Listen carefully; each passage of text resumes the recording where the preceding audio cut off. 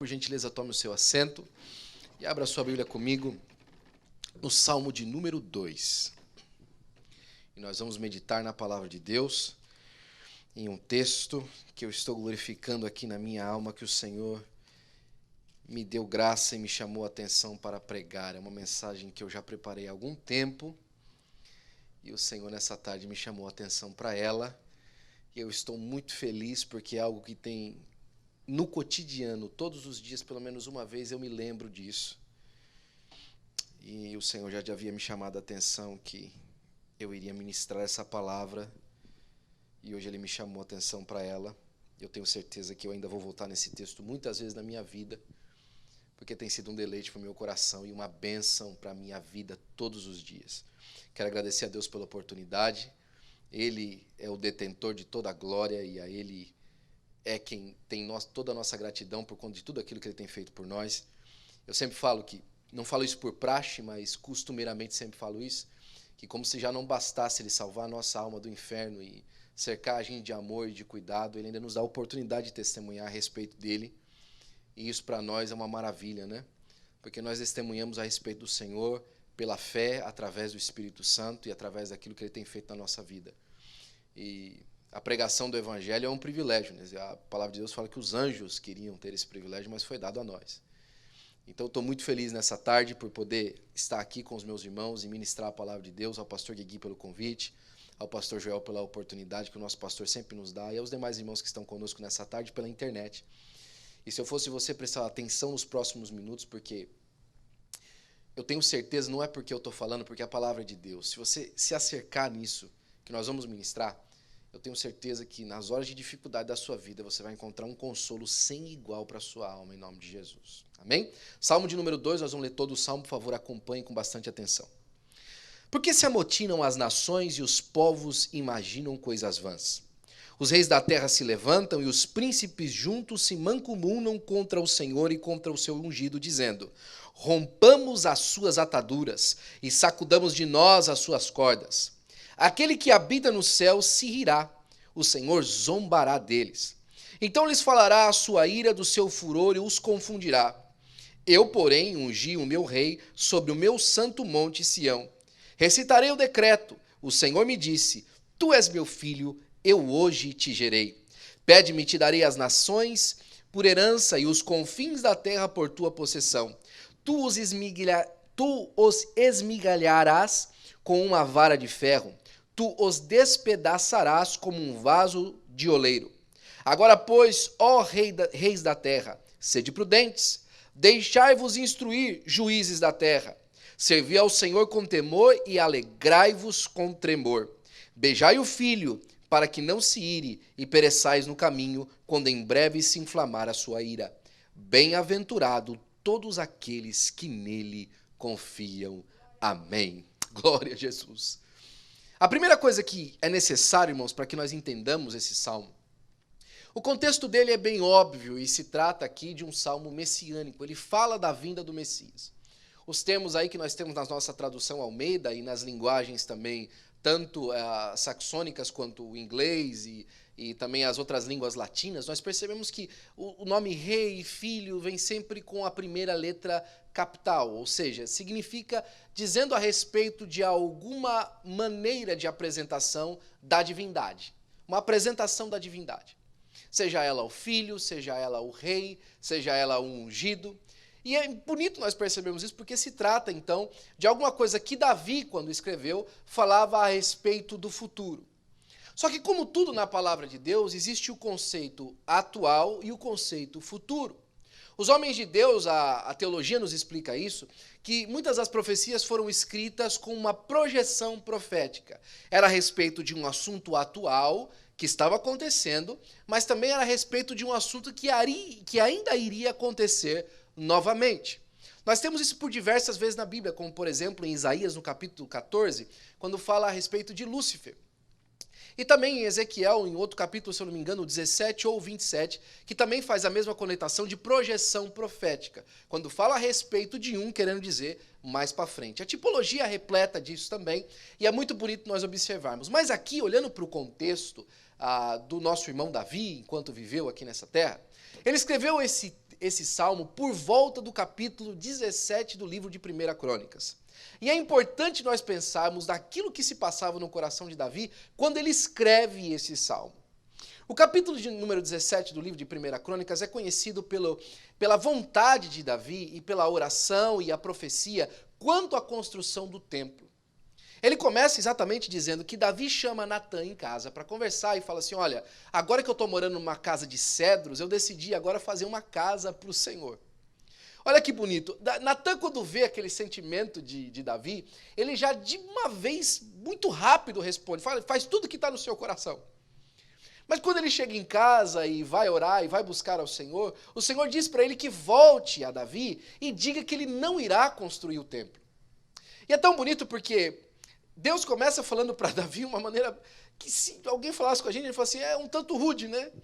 Porque Deus começa dizendo assim, por acaso, Davi, algum dia eu pedi aos juízes ou alguém na terra para que me construísse uma casa de cedros? Eu morei por tanto tempo em tendas e em tabernáculos e agora você quer me construir uma casa de cedros? É como que se Deus assim shut down a vontade de Davi de construir alguma coisa para ele. Mas ao mesmo tempo que Deus vai falando isso a Davi, ele começa a fazer promessa, ele dizendo assim, você quer me edificar uma casa? Então é o seguinte, Davi, eu vou edificar a sua casa. Eu vou tirar um da sua descendência que vai ser um rei. E esse rei vai me edificar a casa. Um da sua linhagem que esse sim vai edificar o meu nome e vai reinar perpetuamente. A sequência do capítulo 17, Davi ora a Deus. E ele começa, e Deus antes da oração dele, fala assim, olha Davi, não se esqueça que eu te tirei de trás das malhadas. E coloquei você em frente ao meu povo e fiz o seu nome grande como nenhum outro homem na terra. Deus começa a mostrar a Davi o processo pelo qual ele foi salvo e transformado. Deus começa a mostrar para Davi o processo pelo qual ele foi salvo e transformado. Mas Will não tinha salvação naquela época dos pecados. Mas Davi foi transformado, foi tirado de um futuro sem qualquer perspectiva para um futuro glorioso no propósito de Deus. Isso, irmãos, acontece todos os dias com a vida daqueles que aceitam ao Senhor Jesus Cristo como seu único e suficiente Salvador. Eles estão num futuro, irmãos, colocados num propósito e num futuro que vai levá-los ao inferno sem perspectivas de vida. Mas quando Deus tira ele de trás dos lugares escuros e faz ele assentar entre os príncipes do seu reino, ele transforma a vida de alguém. Davi, nesse contexto, ficou maravilhado com Deus e ele começa a orar ao Senhor. Depois de tomar um tremendo não de Deus, começa a orar a Deus e fala assim, Senhor, que mais dirá o teu servo Davi a ti? Porque o Senhor conhece. O Senhor conhece o meu coração e olha só, agora o Senhor me promete edificar casa e fazer tudo isso para mim. Pois então, Senhor Pai, que se cumpra toda a palavra que o Senhor deu ao seu filho Davi, ao seu servo Davi.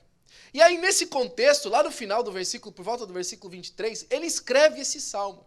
E ele começa a escrever no salmo fazendo uma comparação entre como é que Deus está e como é que os homens estão. E ele fala assim, por que se amotinam as nações da terra? Por que está todo mundo em polvorosa, falando um monte de coisa, querendo dizer um monte de coisa que nem sabe o que está falando? Por que eles estão falando tantas coisas e tanta, em um linguajar mais popular, tanta asneira está sendo dita a respeito de Deus? Se você para pensar e observa a sociedade como nós estamos hoje, acabamos de passar no Brasil por uma eleição com muita polarização, como se diz por aí, né? E nos Estados Unidos também não se foi diferente. Por quê? Porque os versículos a seguir, que nós lemos exatamente no Salmo, está escrito assim, rompamos as suas ataduras. Os homens têm considerado a boa moral e a boa vivência que Deus estabeleceu como ataduras. Tem se sentido preso por aquilo que Deus designou como certo e como errado. E a vontade que eles têm é de romper as ataduras e viver conforme o seu bel prazer, para que eles não tenham que se dobrar a nenhuma outra autoridade, a não ser o próprio ventre. Aquilo que o ventre deseja, ele faz. Aquilo que o ventre tem vontade, ele faz. Porém, Deus, na continuação do Salmo, diz que olha aos homens e ri deles. Do seu alto monte ele olha e ele ri.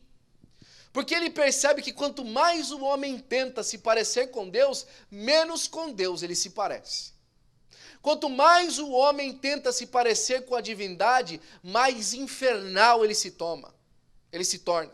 Quanto mais ele tenta parecer com as coisas santas que Deus fez, mais deturpado e diferente ele fica do que o propósito inicial. A palavra de Deus fala que Deus olha para eles e ri deles. E aí Davi escreve assim: o Senhor proclamou um decreto e eu vou escrever. Lá do seu alto monte, ele ungiu o seu rei, lá do monte Sião. Deus já estabeleceu um para governar toda a terra. Deus já estabeleceu um Senhor para colocar por vez o estabelecimento de todas as coisas que ele criou desde o princípio. E é o Senhor Jesus Cristo. E ele fala assim que desde lá ele proclamou um decreto e agora foi ouvido na terra, dizendo assim: tu és o meu filho, hoje te gerei. Pela primeira vez na palavra de Deus, o Senhor Jesus Cristo é apresentado como a segunda pessoa da Trindade de uma maneira a governar sobre o trono por toda a eternidade. Isso é tão importante porque ele nasce de um contexto onde as pessoas esperavam que Davi fosse uma autoridade que iria fazer uma revolução no seu país e na forma de viver do seu povo. E ele o fez. Mas muito aquém da forma e da revolução que o Senhor Jesus Cristo traria à nossa vida na maneira de culto, como se nós esperávamos. Davi queria construir um lugar onde as pessoas viessem e se encontrassem com Deus. Deus queria enviar alguém que se encontrasse com as pessoas onde elas estivessem. Davi queria criar um lugar onde a religião fosse concentrada e todos chegassem de uma maneira correta diante do Senhor. O Senhor queria enviar alguém para mostrar a maneira correta de viver diante de todos os homens.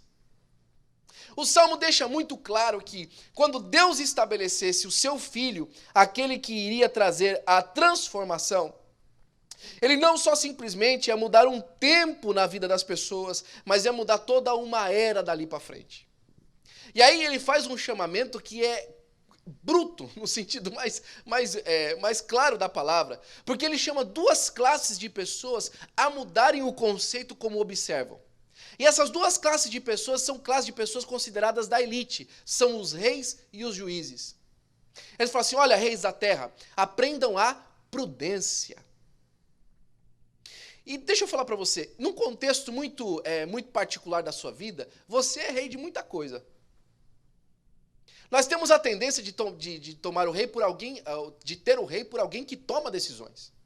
Se você toma decisões a respeito de você, a respeito do seu futuro, a respeito de todas as coisas, você se considera muitas vezes o dono do seu próprio nariz, portanto o rei da sua vida.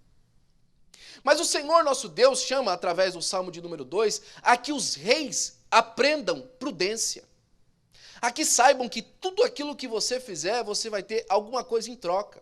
Que você não pode se decidir na sua vida a seu bel prazer, achando que as coisas vão acontecer conforme você pensou. Porque você precisa, em primeiro lugar, ter prudência. Seja prudente nas escolhas. Seja prudente no que você vai fazer. Seja prudente naquilo que você está olhando. E saiba que existe alguém que Deus estabeleceu no Monte Sião para reinar e julgar toda a terra e todos os homens. E a segunda coisa que ele pede é aos juízes, que está escrito aí no capítulo número 2, que os juízes aprendam. Se tem uma coisa que o juiz acha que sabe, é tudo. Os juízes acham que sabem de tudo. E tem muita gente vivendo por aí, julgando uns aos outros porque sabem, ou entendem, ou acham que sabem de tudo a respeito das pessoas. E Deus convida no Salmo 2 os juízes da terra a aprenderem. Aprenda. Aprenda como andar, aprenda como amar, aprenda como olhar, aprenda como decidir, aprenda como sentir, aprenda como adorar. Aprenda. Tem muito juiz decidindo o futuro de pessoas sem a decisão de Deus, achando que está fazendo certo. Reis da terra, prudência, juízes, aprendam. Se nós olhamos para os evangelhos, nós percebemos um momento muito claro onde isso aconteceu. Quando Jesus visita a casa de Simão, Simão recebe em casa e a palavra de Deus fala que ele recebe de uma maneira cordial, ele recebe Jesus de uma maneira formal, mas não de uma maneira amorosa. Todos os aquilo que era necessário para um recebimento formal de alguém estavam postos, exceto o carinho e o cuidado. Ele recebe Jesus na sua casa como se fosse uma praxe de receber aquele profeta, mas ele não recebe ele com amor. E a palavra de Deus fala que tinha uma mulher naquela festa que era uma pecadora.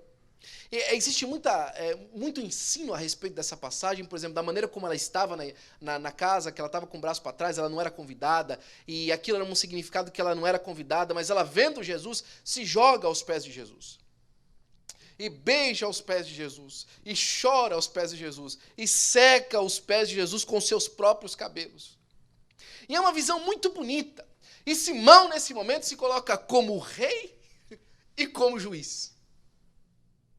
Ele faz exatamente o que muitos de nós fazemos quando aparecemos diante do Senhor e vemos alguém que, supostamente, segundo o nosso conceito, é inferior a nós, servindo a Deus. E ele olha para aquela mulher e ele fala assim, olha, se ele soubesse quem ela era, ele não receberia ela desse jeito. E a palavra de Deus fala que o Senhor Jesus ali propõe uma parábola. Agora, perceba Simão como rei, sem aprender a prudência. Ele já faz decisões a respeito do Senhor Jesus Cristo, achando que fazendo daquele jeito estava suficiente. Marta e Maria têm o mesmo episódio parecido. Quando Marta está cozinhando as coisas em casa e Maria está aos pés de Jesus, e Marta fica transtornada com aquilo, fala assim, Jesus, o senhor não vai mandar essa menina me ajudar? Jesus fala assim, olha Marta, ela escolheu a melhor parte e isso não será tirado dela. Muitas coisas, você está fazendo muitas coisas e uma só é necessário. Ela escolheu a melhor parte e não vai ser tirada. Tanta gente trabalhando, tentando receber Jesus da melhor forma, tentando fazer Jesus se sentir confortável na sua casa, que a coisa melhor que tem para Jesus quando chega na sua casa é você. A coisa melhor quando Jesus tem quando chega na sua vida é você, é sua atenção ininterrupta, sua atenção indivisível. Um rei que não é prudente não sabe escolher o melhor entre o pior. Ele quer escolher a pompa e a vaidade sem escolher a justiça e o amor. Ele tenta escolher a posição e a aparência e não escolhe a devoção e a humildade. Era exatamente a posição onde Simão estava como rei daquela situação. Como juiz, ele não estava aprendendo nada. Ele não conseguiu aprender nada com a visita de Jesus. Quando Jesus passava, todo mundo aprendia. Simão não estava aprendendo. Simão não estava aprendendo que Jesus tinha um coração pronto. Simão não estava aprendendo que Jesus era o Rei dos Reis, o Senhor dos Senhores. Simão não estava aprendendo que Jesus tinha uma agenda de cura e de perdão naquele dia. Simão não estava aprendendo que Jesus estava no negócio de restaurar, não no negócio de quebrar de vez. Simão não estava aprendendo como juiz que o Senhor tinha um padrão diferente a apresentar naquela tarde. E olhando o Salmo novamente, nós percebemos que o último versículo, Davi chama o povo ao seguinte, beijai o filho. Ele convida os homens da terra a beijarem o filho, a levarem devoção ao Senhor, a se colocarem diante de Deus com devoção, com amor, com adoração, beijai-o. E ele faz um chamamento muito claro, porque beijai o filho para que não se ire e pereçais pelo caminho. Você acha que não servir a Deus e não adorar ao Senhor, e não perceber Ele trabalhando nas entrelinhas e adorá-lo por quem Ele é, traz simplesmente uma questão de que você não é tão emocional quanto o outro crente? Não. Esse é exatamente o que lhe mantém de pé. E se você não beija, e se você não adora, você perece. Quando ele propõe a parábola para Simão, quando Jesus propõe a parábola para Simão, ele fala assim, Simão, tinha duas pessoas que deviam diferentes dinheiros para um senhor. Um devia 50 e o outro 500. O senhor vai e perdoa os dois. Quem vai amar mais? Ah, lógico, senhor, aquele que foi perdoado o maior valor. Pois então, essa mulher foi perdoada mais, por isso que ela ama mais. Só beija o filho da maneira como beija aquele que entende o que o filho fez por ele. Só beija o filho como beija o rei que aprendeu a prudência e o juiz que está aprendendo com o Senhor. Só beija o filho como beija aquele que entende que ele é um ungido em cima do trono, que ele é aquele que traz por fim e ri das nações que se levantam contra ele. Só beija o filho aquele que percebe no Senhor Jesus Cristo o que entrou em Jerusalém com um jumentinho, é aquele que vai estar voltado num cavalo para pôr fim na iniquidade. Só beija Jesus como filho e só se entrega a Ele, a quem entendeu a revelação do Senhor Jesus Cristo como o único e suficiente Salvador da sua vida. Beijai o filho para que não se ire e pereçais pelo caminho. Há muita gente perecendo no caminho, na tristeza da vida, pela falta de adoração no dia a dia. Há muita gente perecendo porque não para beijar o filho enquanto é tempo, porque a ira do Senhor vem sobre todos aqueles que praticam a iniquidade. E a prática da iniquidade é exatamente o pecado consciente, quando jogamos na vala comum aqueles que estão tentando se aproximar do Senhor Jesus Cristo e os impedimos de fazer isso. Você pode dizer assim: Will, eu não julgo ninguém, eu não impeço ninguém de vir à igreja, mas também não convido ninguém, mas também não apresento o evangelho a ninguém. É como se beijar o filho, que lhe traz tanto amor, pelo menos quando você diz com a sua boca, não fizesse diferença para a sua vida suficiente para que você quisesse que outros o beijassem também. Davi está escrevendo um salmo, pensando em tudo aquilo que o Senhor havia prometido sobre uma casa, sobre um templo, da onde o Senhor ia mandar ordem para mudar as nações. Eu e você entendemos hoje o que o Davi quis dizer. Este é o templo onde o Senhor estabeleceu o seu filho para mudar as nações. Esta é a casa que o Senhor estabeleceu neste tempo, para enquanto fala a palavra de Deus, mudar a vida daqueles que estão em volta. Esta é a casa onde as pessoas encontram o Filho e poderão beijá-lo também, para que não pereçam como homens e mulheres sem esperança, como um dia você e eu fui. Ele termina com uma palavra muito clara e fala assim: bem-aventurado todos aqueles que confiam nele. Bem-aventurados os homens e mulheres que decidiram beijar o Filho. Bem-aventurados os homens e mulheres que decidiram chegar como aquela mulher pecadora, cheia de problemas, mas sem vergonha, nos debruçar aos pés do Senhor Jesus Cristo e lhe render uma adoração genuína e digna do nome que ele leva como Filho de Deus e Salvador do mundo. O Senhor Jesus Cristo, desde os tempos passados, vem nos chamando e nos revelando a sua palavra para que nos aproximemos dele como Filho de Deus, sabendo que ele há de esmigalhar todas as nações por conta do serviço que não estão prestando a ele. Você acha que esta palavra é dura? Mais dura era a palavra que tinha contra nós, de que todos pecaram e destituídos estão da glória de Deus. Mais dura era a palavra que dizia: a alma que pecar, essa certamente morrerá. Mais dura é aquela palavra que não se deixa aproximar de mim, porque vocês vão perecer. Mais dura é aquela palavra de que com maldição sois amaldiçoados, mas agora a dívida que nos era contrária foi cravada na cruz do Calvário, e nós podemos nos aproximar do Senhor Jesus Cristo, beijando-lhe os pés, beijando-lhe o rosto e sabendo que ele nos recebe por conta do sacrifício do seu sangue que nos restaurou. Essa palavra é doce, essa palavra é a realidade, essa é a palavra, é o evangelho do Senhor Jesus Cristo, que é o poder de Deus para a salvação daquele que crê. Essa é a palavra que diz a você, de qualquer tipo de vida que tenha, não importa o seu pecado, não importa o seu problema, não importa a sua circunstância, o Filho de Deus lhe recebe, desde que você esteja disposto a aprender a prudência e aprender o amor que ele lhe entrega no dia de hoje através da pregação do puro e simples evangelho, que o Senhor Jesus Cristo morreu na cruz do Calvário para a salvação das nossas almas. Eu termino lhe dando essa consciência. Não ache você que Deus era um Deus mau e se tornou bonzinho no Antigo Testamento. Deus sempre foi um Deus de graça. A nossa criação, a nossa vida hoje, ela é por conta da graça. Nós estamos aqui por causa de um favor imerecido. E Paulo descrevendo a Tito, lá que estava em Creta, ele começa dizendo no capítulo 1, olha só, o Tito, esse pessoal aí, o próprio profeta deles diz que eles são ventres preguiçosos, que são homens de má índole. No capítulo 1 está escrito isso. O próprio profeta dos cretenses falou um negócio desse. Sabe de uma coisa, Tito? Isso é verdade. Esses homens são duros, são complicados, mas agora deixa eu falar uma coisa para você. Olha só, agora a graça de Deus se há manifestado, trazendo salvação a todos os homens, inclusive os cretenses. Inclusive esses homens maus, eles têm a possibilidade da salvação. Se você reclama de que não há nível de socialização no mundo, onde as classes não estão niveladas, Jesus nivelou todas elas, todos nós precisamos dele. Ricos ou pobres, sábios, entendidos ou aqueles que não têm nem letra, Todos nós precisamos deles. Quer um nível correto? É esse que ele dá. Se aproxime do Filho com adoração, com louvor, com devoção, com entrega, porque ele está no negócio de salvar e resgatar almas. E ele vai rir daqueles que acharam que esta palavra está fora de moda ou está simplesmente ultrapassada, porque mais do que nunca ela se torna verdade na vida de cada um de nós. Beijai o Filho, para que não se perca quando vier a sua ira. Bem-aventurado todos os homens que confiam nele. Que Deus abençoe os irmãos em nome de Jesus. Amém.